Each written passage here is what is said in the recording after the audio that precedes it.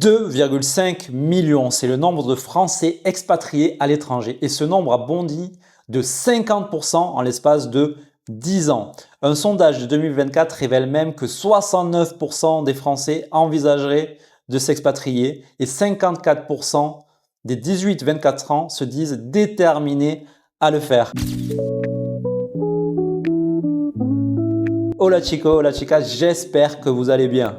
Aujourd'hui, je te donne mes 5 raisons concrètes de tout plaquer en France pour tenter l'aventure en Amérique latine en 2025. Petit spoiler, entre fiscalité, mentalité et paysage de dingue, tu vas halluciner. C'est parti!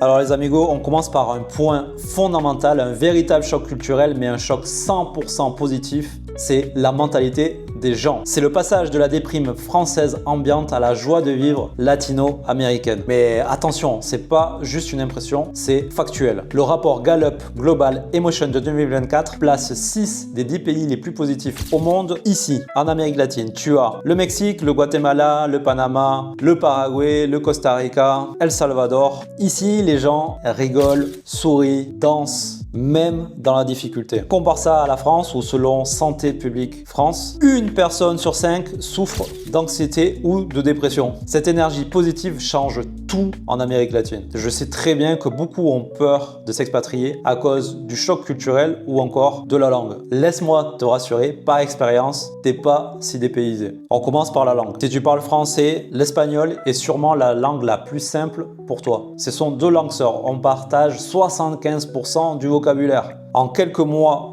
d'immersion, tu vas communiquer sans problème. Tu es très loin du casse-tête, du hongrois, du mandarin ou du russe. Ensuite, la culture. L'Amérique latine est majoritairement chrétienne à 90%. Les valeurs familiales, les nombreuses fêtes, c'est un terrain familier. Tu n'auras pas un choc qui pourra t'isoler. Et c'est là que tout se connecte. La mentalité. Les latinos sont réputés hyper accueillants.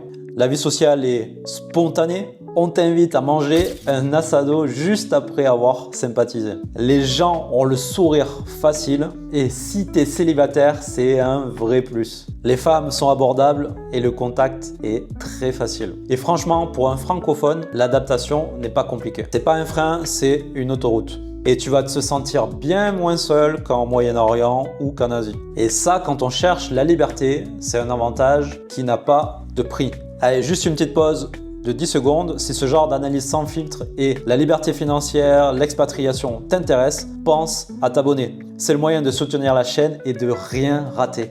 Allez, on continue. Allez, soyons francs, qui en a pas ras-le-bol de se faire débrouiller par le fisc en France, en Amérique latine ou dans des pays comme le Paraguay, le Panama, le Nicaragua, la République dominicaine, le jeu est totalement différent. Là-bas, ton argent reste à toi. Ils appliquent un principe génial qui est la taxation territoriale. Ça veut dire quoi? C'est simple. Revenu de l'étranger, 0. 0% d'impôt. Tu gagnes de l'argent avec tes clients dans le monde entier? Le fisc paraguayen ne te prend rien du tout. Et sur tes revenus locaux, 10% maximum. Pas d'impôt sur la fortune, pas de CSG, pas d'impôt sur les successions. Tu réalises l'impact? Compare ça avec la France où dès que tu réussis un peu, c'est la moitié de ton travail qui part en fumée. La moitié. Et pour financer quoi au juste? Un système de santé à l'agonie? Une éducation nationale inefficace? Des associations gauchistes qui vous crachent à la gueule à longueur de journée? Une insécurité qui explose chaque année? Ou tout simplement pour payer les retraites de ceux qui ont bétonné ce système et qui continueront de voter pour? Voilà le tableau. Face à ça, il y a un choix à faire. Continuer d'être la vache à lait d'un système qui ne vous respecte plus ou reprendre le contrôle. Et c'est là que la solution devient évidente. Le plus beau dans tout ça, c'est que c'est 100% légal. Il suffit de devenir résident dans les pays que je viens de te citer. Ces pays veulent attirer les entrepreneurs et les investisseurs comme nous. Alors la question est simple. Marre d'être un pigeon fiscal? Après les impôts, parlons de ce qui te reste vraiment dans la poche à la fin du mois, le coût de la vie. En France, on le sait tous, les prix flambent. Les courses, les loyers, les restos, c'est de plus en plus tendu. En Amérique latine, ton pouvoir d'achat fait un bond gigantesque. Et prenons un exemple concret. Medellín en Colombie. Et accroche-toi bien, comparé à Paris, vivre là-bas coûte 50% moins cher. Oui, tu as bien entendu, c'est la moitié du prix. Un resto qui coûte 20 € à Paris, à Medellín, c'est 5 €. Un appartement à 1500 € à Paris, à Medellín, c'est 700 €. Le café, les Uber, les fruits du marché, tout est moins cher. Et le calcul est simple. Si tu gagnes en euros et tu dépenses en pesos locaux, tu survis pas. Tu vis comme un prince. Et c'est ce que des milliers de digital nomades ont compris. Ils gardent un salaire occidental et s'offrent une qualité de vie supérieure pour une fraction du coût. Alors oui, tu n'auras pas le dernier fromage AOP au coin de la rue, mais franchement, payer sa bière 1 € au bar, ça aide à faire le deuil, n'est-ce pas? Autre frein gigantesque en France, tu le sais très bien, la paperasse. Un enfer. À l'inverse, plusieurs pays d'Amérique latine ont déroulé le tapis rouge pour les expatriés. Un bon exemple, tu as le Panama avec le Friendly Nation Visa. Oui, mon anglais est pourri. Alors attention, je vais être honnête, ça s'est un peu durci.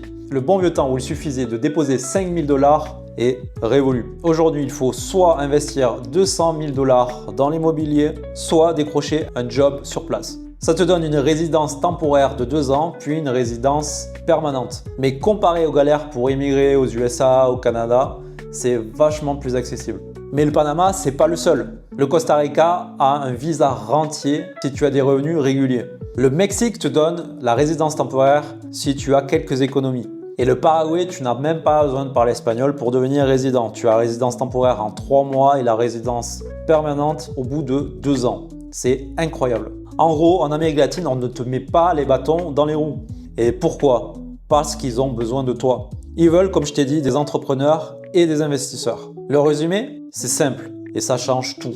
Là-bas, tu te sens attendu et t'es pas juste toléré. Et on termine les amigos, les amigas par la raison qui met tout le monde d'accord. La qualité de vie, l'aventure, le sentiment de liberté. D'abord, le climat, c'est simple. Fini le ciel gris, fini la morosité de l'hiver. Dans des villes comme Medellín, qui est surnommée la ville du printemps éternel, il fait 24 degrés toute l'année en moyenne. Imagine-toi bosser sur un ordi avec une vue sur les Andes toute l'année. C'est autre chose que le RERB, n'est-ce pas? Ensuite, les paysages. On parle d'un continent démesuré. Jungle amazonienne, désert, montagne. Chaque week-end peut devenir une aventure. Une rando au Machu Picchu, du surf au Costa Rica, une exploration des plages de République dominicaine, les chutes d'Iguassou, Chichén Itzá, tout est extraordinaire. La vie n'est plus une routine, c'est une exploration. Dis adieu au métro, boulot, dodo. Le rythme est plus détendu. Moins de stress, plus de spontanéité. Mais le plus important, c'est ça. Partir loin, c'est retrouver une liberté profonde. En étant un outsider, tu te libères de la pression sociale française. Personne ne va te juger sur ton CV et tes diplômes. Tu peux littéralement réinventer ta vie. Lancer ce projet qui te tient à cœur. C'est ça le vrai gain. C'est le soleil au sens propre et au sens figuré. Cette recherche d'une vie plus énergisante, plus ensoleillée avec ce goût d'aventure, c'est la cerise sur le gâteau. C'est la pièce finale qui rend l'aventure irrésistible. En conclusion, je vais être honnête avec toi, tout n'est pas parfait. Il y a des défis, de l'insécurité dans certains coins et partir loin de sa famille est une vraie décision. Alors je te dis pas que c'est facile, je te dis juste que ça en vaut la peine. Alors si la France te sort par les yeux, fiscalement, socialement, ou si juste tu as ce sentiment de stagner, alors fonce, va explorer les options là-bas. C'est littéralement un terrain pour ceux qui osent. Tu y trouveras une qualité de vie incroyable sans te ruiner, un accueil chaleureux et la chance de complètement te réinventer. Le monde est à toi. Ne reste pas dans un endroit qui ne te rend pas heureux, juste par peur du changement. Des milliers de Français l'ont fait. La question c'est pourquoi pas toi? Allez, dis-moi en commentaire ce que tu en penses. L'Amérique latine, ça te tente? Abonne-toi pour d'autres discussions sans filtre sur l'expatriation et la liberté financière. Merci d'avoir regardé et à très bientôt sur le chemin de la liberté.